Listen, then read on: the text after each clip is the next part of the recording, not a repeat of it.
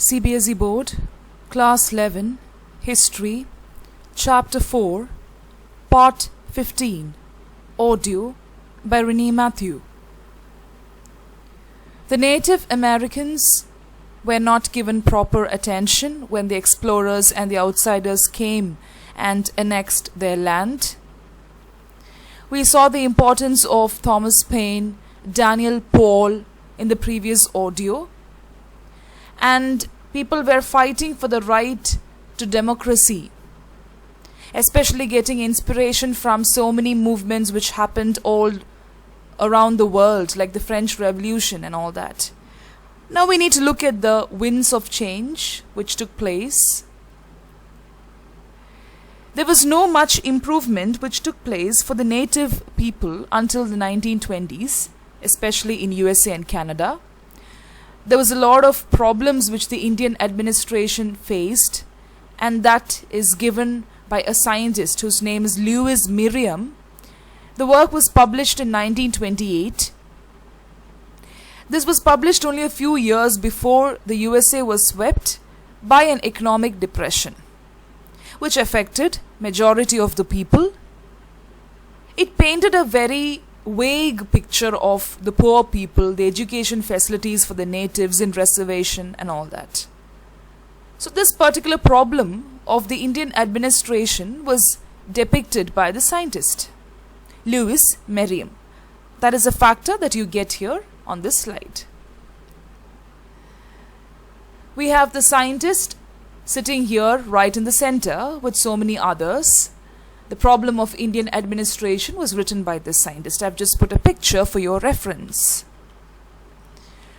Now, white Americans, people who are white, the Americans, of course, we have got the black and the white Americans, they felt a great sympathy for the natives because they were discouraged, and because of their culture, they were not able to even promote their culture. You should understand that when they were faced with all these problems, they were not able to even promote their culture freely. And it also slowly denied the benefits of citizenship. So it is like coming to your house and asking you to get out of the house. That was the kind of condition that the natives always faced. This led to a kind of landmark law in the USA. What was the law which was passed in the USA? The law was Indian Reorganization Act of 1934, which gave some kind of right, reservation rights to the natives, especially to buy land and take loans. Because till then they were not given any rights, so now they are given some kind of right, which is known as the Indian Reorganization Act. It is called the Indian Reorganization Act, okay? The law in the USA which gave them right to buy land and take loans. American Indians I'm talking about, not we Indians, okay? Please take note of that point. What happened in the 1950s and 1960s? The US and Canadian governments, they thought that when they end the special provisions for the native people, okay, they gave some special rights to the natives, right?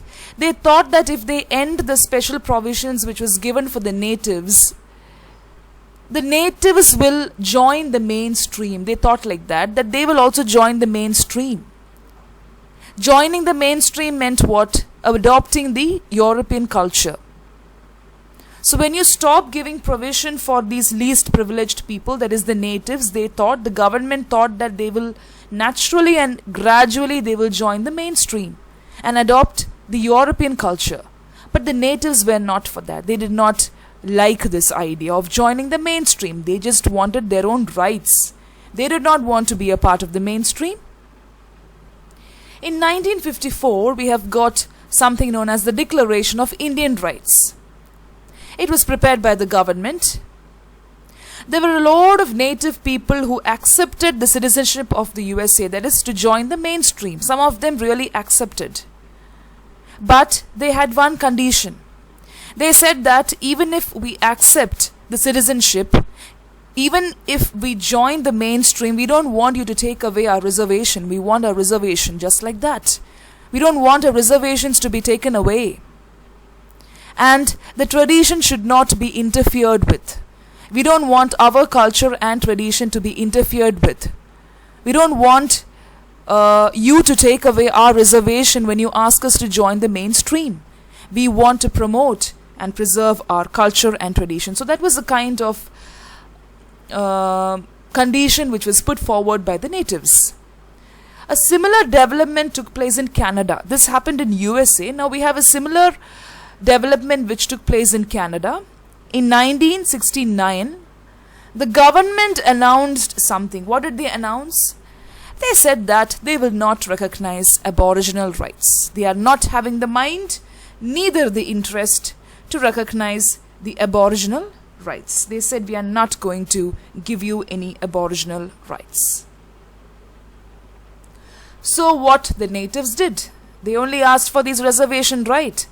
They said that we will agree to be your mainstream, but on one condition, that we are not denied of the reservation right. But now the natives, in a very organized opposition move, in a very organized way, not in a very callous or in a very raucous way they conducted it. It was in a very organized way they started conducting demonstrations and debates. The questions, all these confusions were not resolved till 1982. That is when the Constitution Act came into being. The Constitution Act finally accepted the existing Aboriginal and treaty rights of the natives. They were forced to accept the existing Aboriginal and treaty rights of the natives. But still there were a lot of things that had to be cleared, because there was a lot of loopholes in the rules that were passed that you should understand.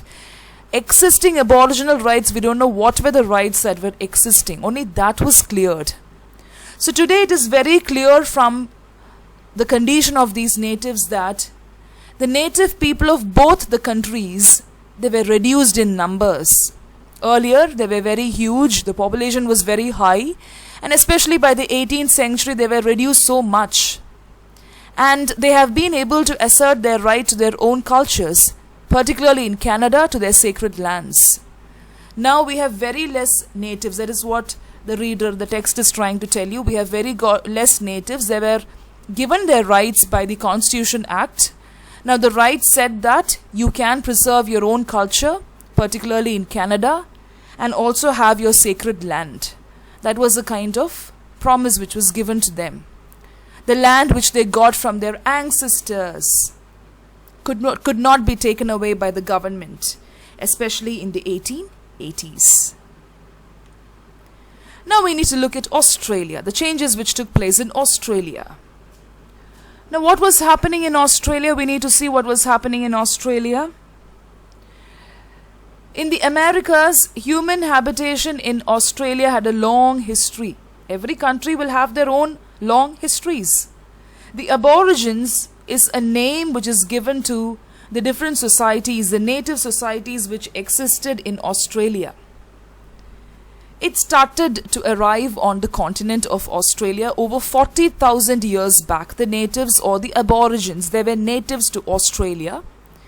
It is possible that they came even earlier. We saw that even in America, the natives came 40,000 years back, the Ice Age and all that. Do you remember that point? Yes. So here also it happened 40 years back. They came from New Guinea. New Guinea was connected to Australia by a land bridge. That is how they came from there.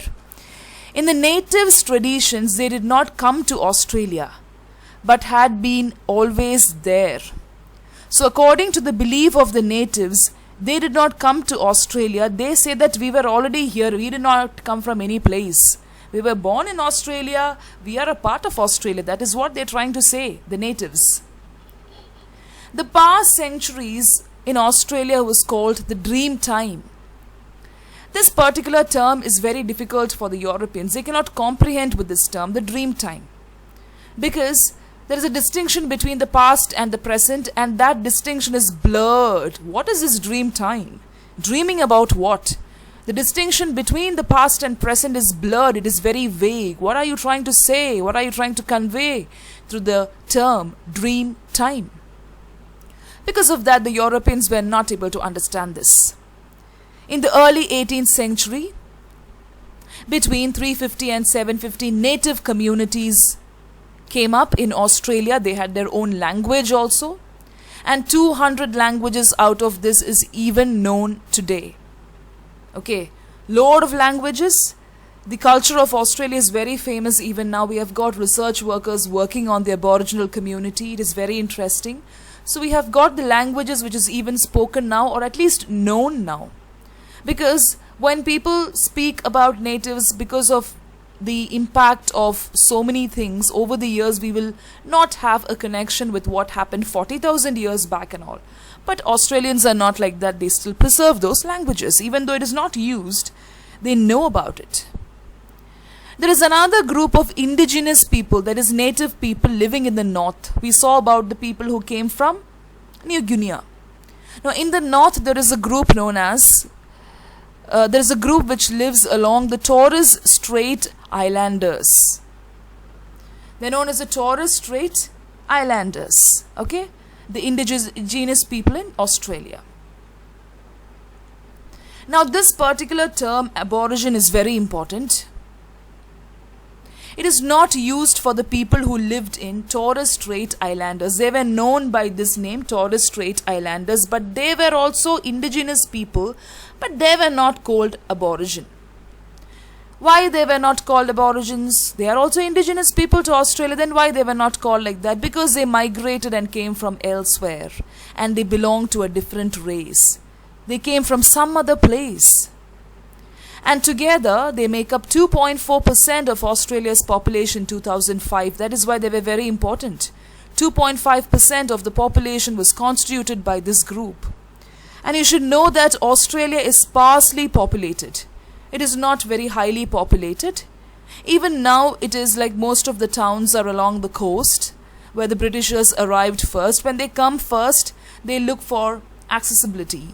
And they will start building up or putting up towns where it is accessible for them. So even now the towns are found along the coastal lines because the central region of Australia is arid. It is desert. It is very difficult for people to inhabit the place. That is why it is like that. Okay? There was an interaction which took place between the European settlers, the native people, and the land in Australia. Lot of interaction was taking place between these settlers, the native people, and the land in Australia. It had lot of similarities. That is why there is a connection between these three groups. Especially they had connection to the story of the Americas, which began early 300 years later. Okay, lot of similarities, especially when we studied the story of Americas. There were a lot of reports which came from Captain Cook and his crew who went for expeditions. You must have heard about it. They encountered with natives and it was really enthusiastic. People used to go for expeditions and they had wonderful stories to share. So Captain Cook and his crew had wonderful encounters with the natives, and these stories are very enthusiastic about their friendliness. The natives were always friendly, and that is one reason why they were taken into advantage.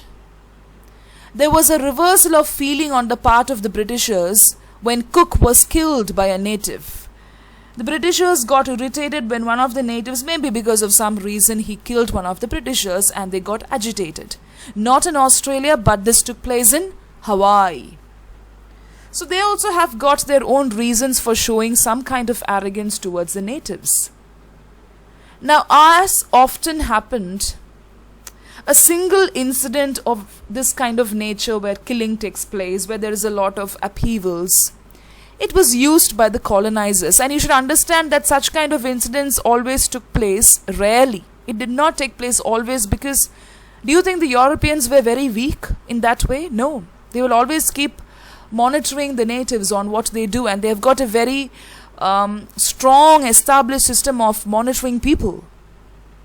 So these kind of incidents of course took place which created aggressiveness in the colonizers, but it was very rare. These incidents were rare, and these incidents were used by these colonizers to justify the subsequent acts of violence. They said, because of that incident, we are going to violate the rules, we are going to exploit you. So for one mistake, they keep on repeating so many mistakes. They keep on exploiting the people, and the justification that they give is, one of your people killed one of our people. That kind of justification is given. They keep on prolonging that kind of enmity. They try to evolve it into a kind of hostility which can never be rectified or even changed. But they were not able to foresee that in the 19th and 20th centuries, 90% of them would die by exposure to germs. So when majority of the people die, what will happen? It will affect their plantations. They will not be able to provide labor force. And 90% died. They were not able to foresee this.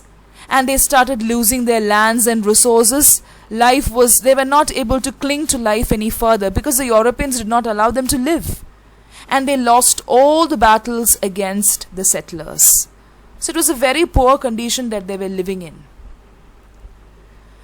It was a kind of experimentation which took place when settlers came and settled in Brazil with the Portuguese convicts. The experiment of settling Brazil with Portuguese convicts had been abandoned. They started settling Brazil with the convicts in Portuguese, with their violent behavior, anger, reprisals from the natives and all that. They couldn't proceed further by settling in Brazil, especially with the Portuguese convicts. So that was the condition in those times.